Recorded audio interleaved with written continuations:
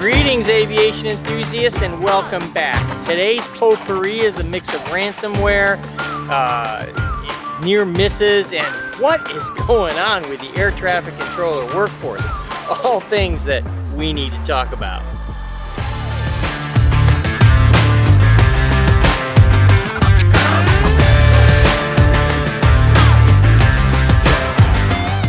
Whoa, it is a bumpy ride out there in aviation land. So let's start with the news that really got everybody's propellers spinning.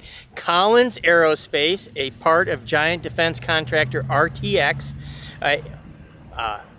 my former employer, has confirmed that ransomware was used to hack their airline passenger processing software. So what's more comforting than knowing that the software that checks you in, boards you, and tracks your luggage, basically the digital guardian of your vacation, was compromised by digital pickpockets. And it wasn't just a little glitch. This disrupted flights across Europe. That's the kind of glitch it was. Heathrow, Brussels, Berlin, Dublin, all getting a taste of digital chaos. I imagine passengers were less bon voyage and more like bonkers. But RTX, bless their heart, says that they don't expect a material impact on their operations or finances. Oh, which in corporate speak is, I believe that translates to, yeah, we'll be fine, but maybe don't expect your luggage to arrive at the same time you do at your next destination for a few weeks. Something like that. Now, moving on from digital hijackings to actual aerial traffic, we have some fascinating statistics about the world's busiest airports last month. Prepare yourself, because Chicago O'Hare has dethroned Atlanta. Oh my gosh, not Atlanta, the undisputed champion of long layovers. How could this be? Apparently, Chicago O'Hare has had strong growth, which means that they are #1 in daily movements. Whoa, that didn't come out right. I mean, we are talking about aircraft takeoffs and landings, and not an active digestive system. American Airlines has doubled down at O'Hare, adding 20 new routes and pushing hard on competitor United, who said that they are losing $800 million a year in Chicago. This competition has pushed in just 1 month alone an increase of 14%. Huge. Imagine 500 pounds worth of supplies to anywhere in the world almost instantaneously. Sounds crazy, but heck, Amazon Prime does it every day for us normal people. So a new spacecraft company called Inversion unveiled its on-demand delivery service from space. Justin Fischetti, a former SpaceX and a relativity space intern, dropped out of Boston University with a simple idea. Space is a highway, not just a destination, which makes sense. The idea to put medical supplies on a craft and loiter until the supplies are needed, and then it can just zoom to a war zone or a disturbed area like instantly. It's a great idea. They built the first small demo craft, and it's called Ray. And Ray reached for the stars, but did I mention space is hard? It's not coming back. Ray reached for the stars, not coming back, and this BU dropout is actually finding out that space is hard. They are spinning it as a long-term testing while it's in orbit. It's just lemonade out of lemons. Sounds like they left the keys in the ignition, the motor running, and locked themselves out of the car. All they can do is wave at their investors. And speaking of new ventures, Boeing is attempting to follow up on the 737 MAX. You know, that troubled one. The 737 MAX, the plane that grounded itself. Boeing is planning a new single-aisle airplane, a long-term bid to recover business lost to rival Airbus, which, let's face it, is like saying they're planning a long-term bid to remember how to build an airplane without it falling out of the sky. It's too bad that the 737's legacy is like a prize fighter, just hanging on there for one more paycheck and taking the punches.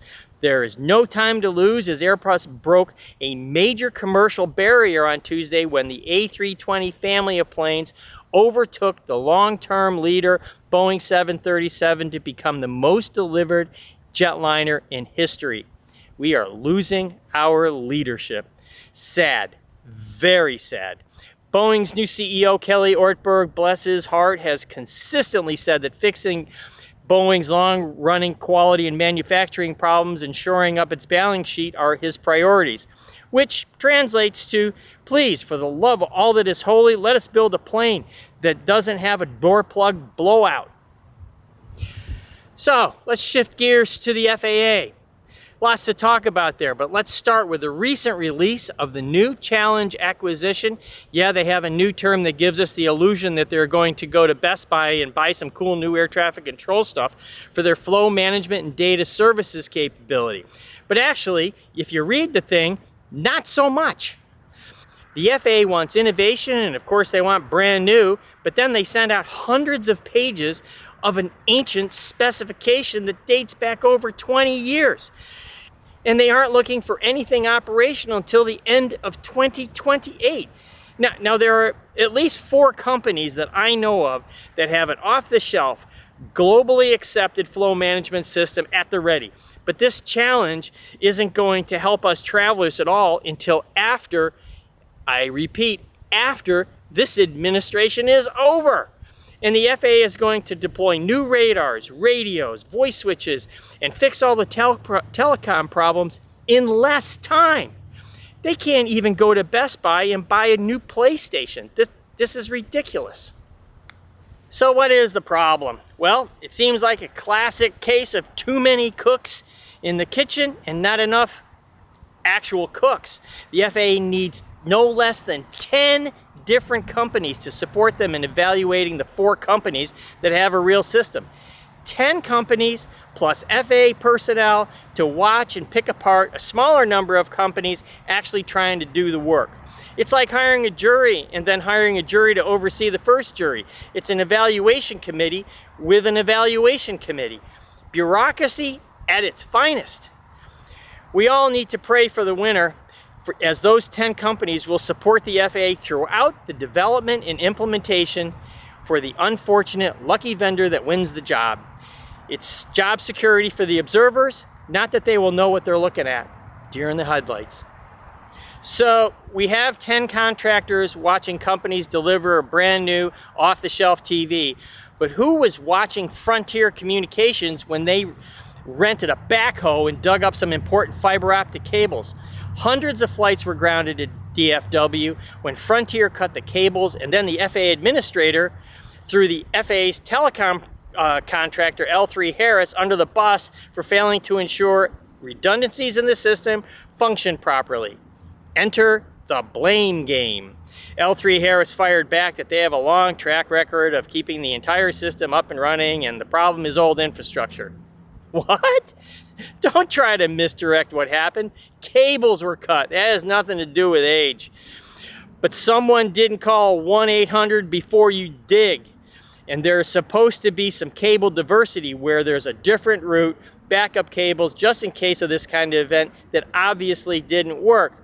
Or maybe don't even exist. So who's responsible for that? It's not really L3Harris. Where is the FAA in its oversight? Where are those 10 companies watching somebody do the work? What 10 contractors would have been all over this just standing around watching? I do not have an explanation for any of this. The whole system seems to be held together with duct tape and very good intentions. The administrator can throw L3Harris under the bus, but better look at the U.S. government staff itself and get going on that brand new air traffic control system integrator award. That is the only saving grace out there. It cannot come soon enough. And speaking of mess things up, there was another close call in Los Angeles. A heavy DHL cargo aircraft landed and was crossing an active departure runway while a controller cleared an American Airlines jet for takeoff. The duct tape fell off and calls for the heavy to stop and the American to cancel takeoff. And it was all very late in the game. Lots of chaos. LA Towers should have all the bells and whistles for safety alerts to prevent this kind of thing. So again, I have no idea how this stuff happens. Well, at least there was a controller in the tower. That's pretty important. So the government is shut down and the Secretary of Transportation is encouraging air traffic controllers to show up for work. Encouraging? Really? That's a very interesting term.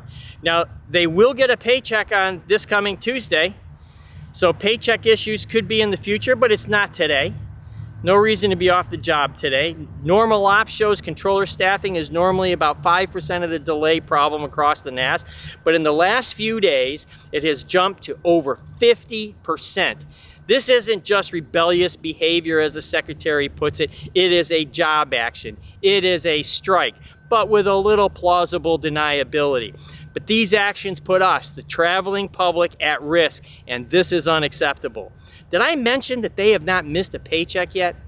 The FAA hired a lot of people this year, but they need to get their arms around this workforce. The administrator talks about backup systems for telecom. Well, we better have backup systems for an unreliable workforce.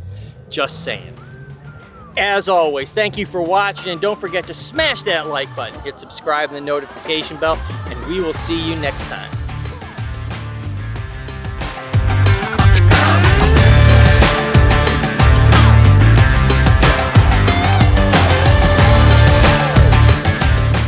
Commitment to, oh shit, that's wrong. Greetings, aviation.